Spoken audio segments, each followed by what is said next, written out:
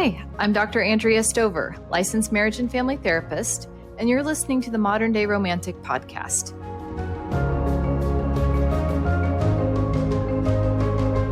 Hi, everyone, and welcome to today's episode.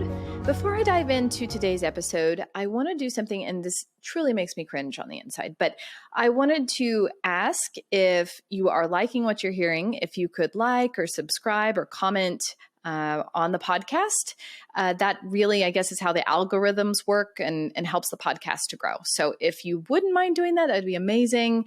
I would really appreciate it. If you don't feel like it, don't worry about it. Okay, cringy part over. So today I want to talk about happy endings. And what I mean by happy endings are kind of watching shows or, taking in fairy tales and different things that kind of in the end, it all works out.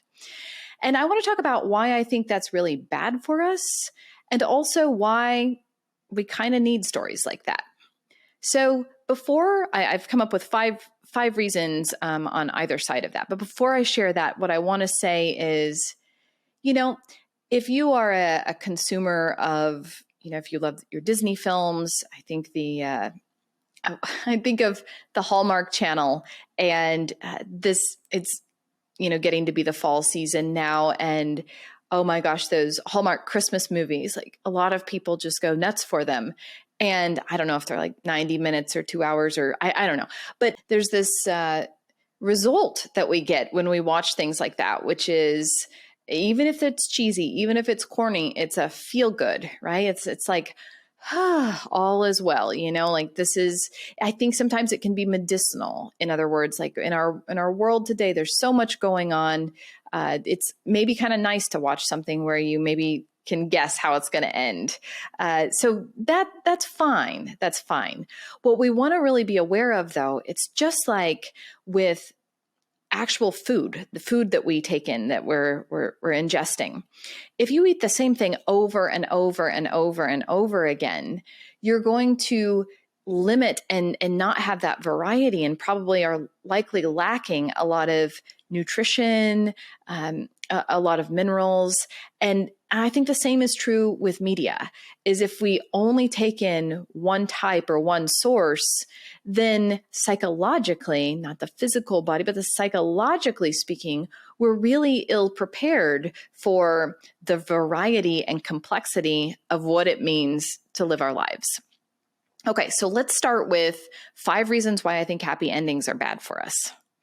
Number 1, I would say that happy endings make it look way too easy.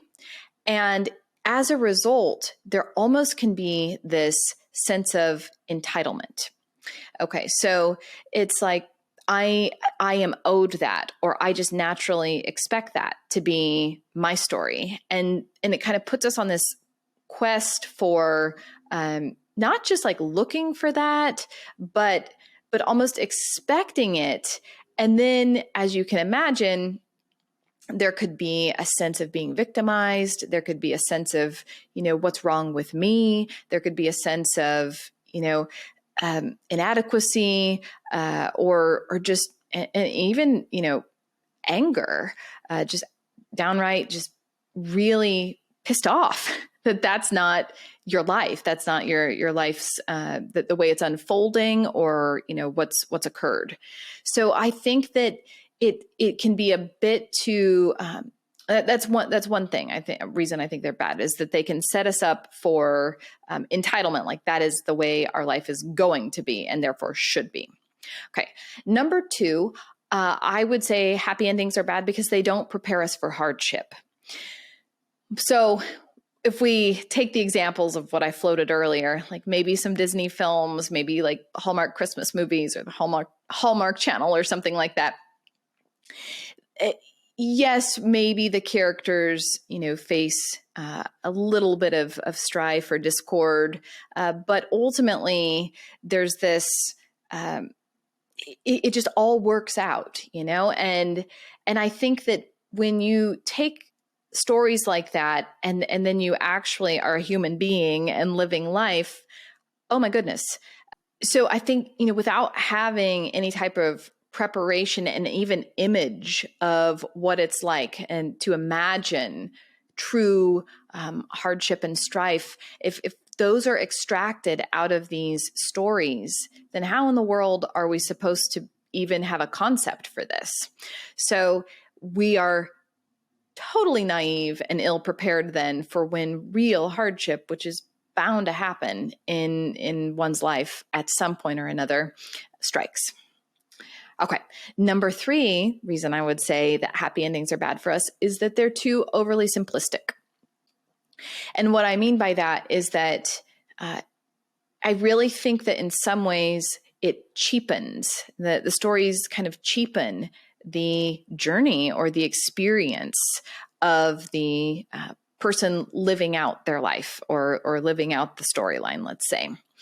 It's too one-dimensional. There's just so much multifacetedness when it comes to living a human life.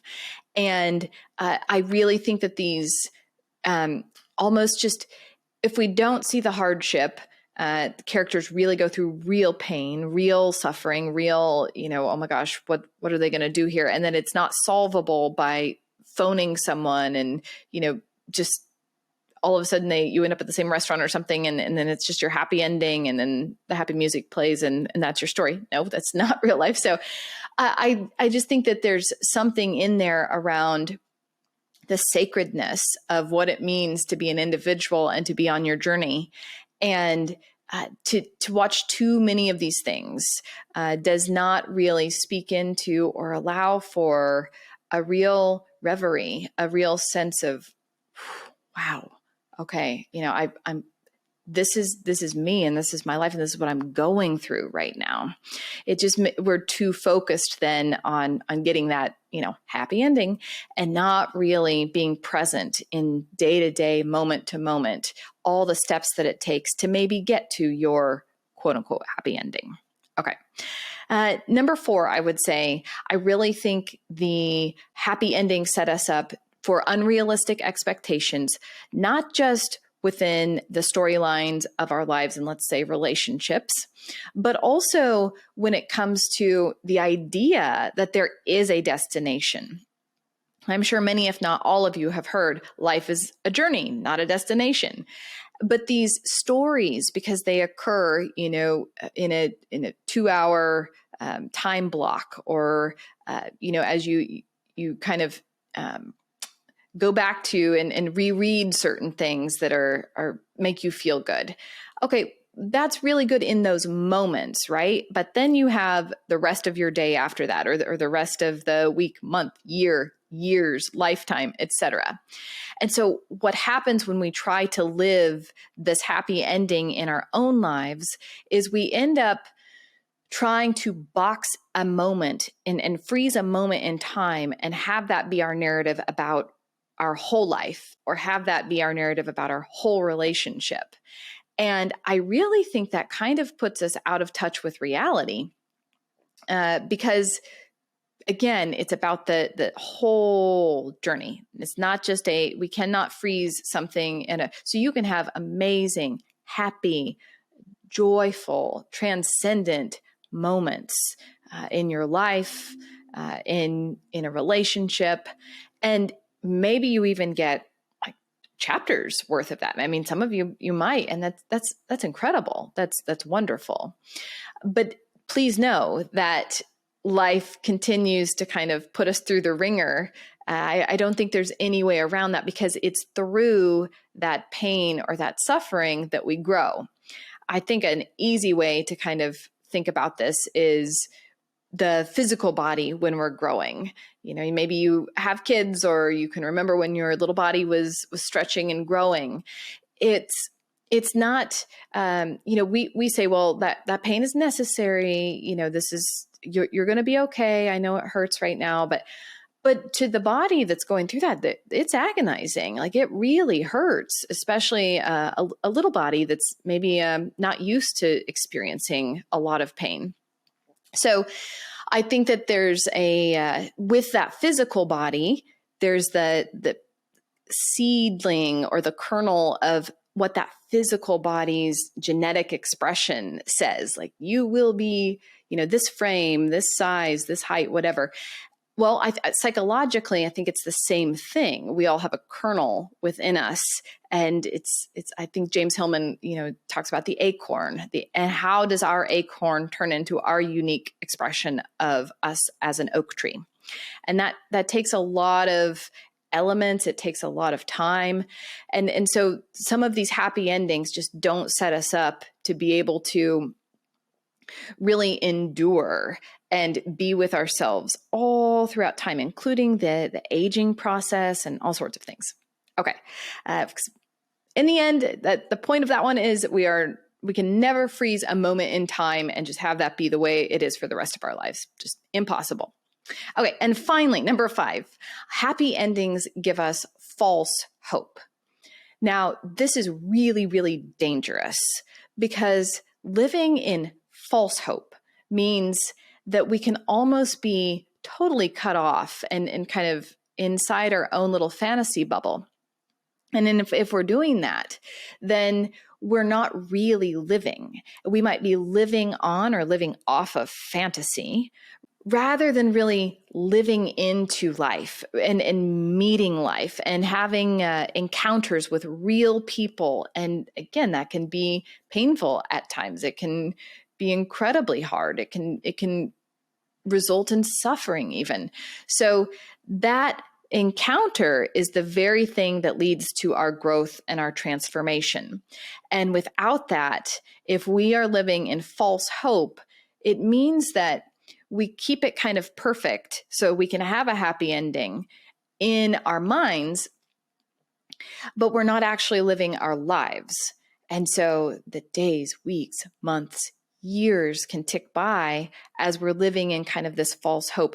Jung would call this the provisional life, I believe, which is kind of living in the, someday, I'm going to have that happy ending someday, and I'm just going to wait around until that opportunity comes my way, or until, my beloved, sees me, and then we'll just have our happily ever after, the moment our eyes meet. I don't know, I'm just getting cheesy and romantic. But I think that there's a real, real, real danger here with happy endings and kind of going through everything I've already said. When the stories are too overly simplistic, when they kind of give us a false expectation and even an entitlement, it can really set us up to keep in a perpetual state of waiting and not really living. And therefore, it may not be a happy ending, but at least it's meaningful existence. We're really in the realm of relating and relationship.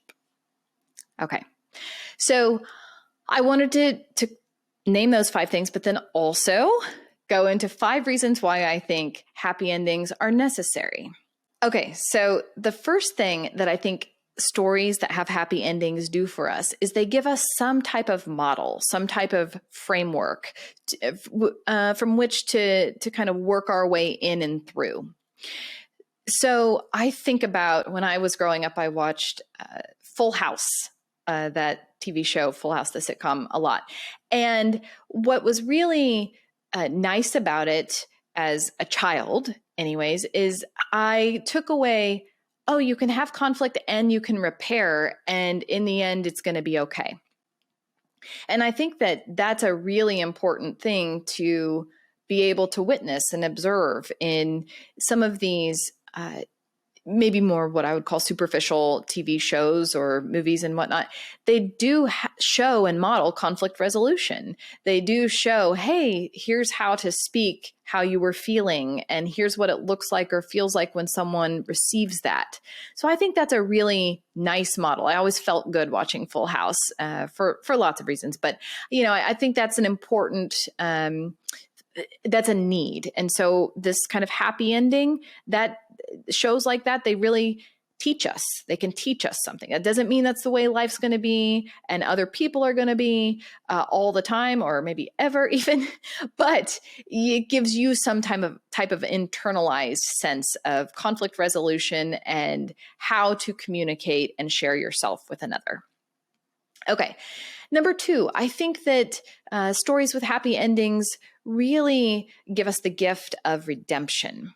So often, there's that narrative arc that a storyline follows. And, in the beginning, we're kind of getting character development here, and we're kind of getting a feel for things. At some point, the main character in there, has some type of crisis, whether it be mini or major, and maybe they really mess up, and maybe they have to work really hard to kind of give themselves that redemption. We're all seeking redemption. As I think that's something that these happy endings can really, I think they archetypally represent that. They speak into that need and that impulse or instinct within us. So a happy ending can really help us be in touch with stories of and redemption, but our own self-redemption as well. Maybe you're not too proud of the person you are, or maybe you made some mistakes, or maybe you just need some inspiration in order to get over that hump or hurdle and be able to, really live into who you're growing into being, or who you're trying to shift, or what parts you're trying to change in there. So redemption is a really big theme in many, many, many of these stories. And I think that's something that's really healthy for us to ingest and take in. Number three is resiliency. And that's similar to redemption, but resiliency really is about the capacity to bounce back, the capacity to endure, and not just like keep carrying a burden on your shoulder necessarily, but really having energy, libido, life force to be able to meet, to have those encounters, to have those confrontations. So I think that's a really important thing that we can take away from happy endings, is in the stories where the character has had some type of hardship, it's not just about redeeming themselves, but there's that quality of resiliency. In other words, we know we're resilient when we don't collapse, that we stay standing upright. And we may not know the outcome, we may not know where we're headed, but we have that capacity in us to stand upright and to just meet and continue to meet life and meet the challenge and meet the struggle. So I think the happy ending shows us, hey, if we can stay resilient, maybe there is some type of completion or some type of sense of closure or the dawn of a new day, even. Okay. Number 4 would be, I think it really challenges our perception of our own limitations. So when we watch something or when we take in something and it has that happy ending, maybe it's, oh, well, that could never happen to me, or that only happens in the movies. That's not real life. Well, that's fair. That's true. It is scripted, and maybe there's something in there that's what is that skeptic in there that's saying, oh, that could never be me. Well, why not? And I don't mean to have a superficial happy ending. I just mean, what if the character worked really hard and succeeded at something? Why can't that be you? So happy endings really do put us in touch with the wounded, the traumatized, the maybe pessimistic parts inside of us that are locked away, the parts that don't believe these good things are going to happen. And maybe we'll be able to confront that part in ourselves, maybe by really sitting with our reactions to that which we're consuming. We can learn something about ourselves and say, well, okay, yeah, maybe this is a fictional story, but why am I having this strong of a reaction to that? What is going on inside of me? So I think we need confrontations like that, even with positive or happy ending material, to really help us reflect back and be able to say, okay, something is stirring in me. What is this? What's going on here? Okay, and finally, 5, happy endings, we need them because they give us hope. Hope is everything. It's everything. It's the difference maker. So anyone who's a romantic is very familiar with hope, and it helps get us through things. It helps to if you have the capacity to hope, then you have the capacity to dream. If you have the capacity to dream, you have the capacity to imagine. The capacity to imagine lets us be able to be in darkness, to be in a dark place, to be in the unknown, and still believe, still have hope, faith, hope that there is something more, something beyond what it is that we're currently experiencing. And I think that's crucial for anyone to be able to hold on to hope. And I'm not talking about false hope, I'm talking about real hope. Without real hope, what do we have, right? Anyways, this is just me, but I think it's really these happy endings can help put us in touch with hope. And that is such a gift. You open Pandora's box and there's all sorts of things, but also in there is hope. That is a gift. So if we can really, whether it be, happy endings are just really triggering for us, or we can't get enough of them. So if we can really just be with ourselves and use this as a point of reflection, what's coming up in me? What's going on in there? Do I tend to err on the side of, optimism and enthusiasm around, happily ever after, happy endings? Who doesn't love that, right? And who doesn't want that, we'll say. So we can really use these happy endings to serve as a model for how to more effectively communicate and self-reflect, to find our own redemption and resiliency, and to really be able to challenge any perceived limitations we may have. We do have limitations, but are we limiting ourselves even more than is necessary or that is inevitable? So those are just some things to reflect on. I hope you enjoyed this episode. There's a lot to take in, I know, a lot to think about, but I really want you to, more than anything, think about what you watch, how you consume that, and what it feeds in you and what it does for you. And psychologically, we're looking for a variety and really the real. We want to have stories that we find resonance with, that we find hope in, but also that kind of serve as that torch that may lead us through darker times, and even stories that have a lot of complexity and strife and suffering at least help to normalize that, right, as part of the human condition. So, okay, that is what I have. I'll see you next episode.